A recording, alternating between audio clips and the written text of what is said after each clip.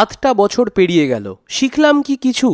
গরমে হলাম হাঁসফাঁস, শেষে বন্যাও নিল পিছু। এটা কি কোনো নতুন জিনিস? প্রতি বছরই তো দেখি। অপোজিশনের কাজ এগুলো, সব বানানো মেকি। দেখো, গরমকাল আসে যখন কালবৈশাখী হবে, বৃষ্টি হলে পাহাড় ধসে, জানো তো সবই। তবে ঘটনা আমরা সবাই জানি, কারণগুলো জানি না। জানি না বলা ভুল হবে, নিজের অবধি না এলে সত্যি বলতে মানি না। এই আয়লা বলো, আমফান বলো, একে অপরের জ্যেষ্ঠ। এই বছরের বন্যা এটা এখনো অবধি শ্রেষ্ঠ।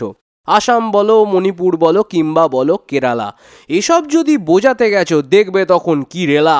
ক্ষতি আমরা করে ফেলেছি, ভোগার সময় চলছে। জুমলা নাচে নাচছে দেশ, বরফ সে তার গলছে। খুব গরমে সূর্যের দোষ, বন্যা হলে বৃষ্টির, শীতকালে ধোঁয়া কৃষক দায়ী। এই খেলা ভারী মিষ্টি, তাই সৃষ্টির দোষ দিয়ে দিয়ে চলবে যদিন চলুক। আমরণ খেলা চালিয়ে যাব, যে যা পারে বলুক।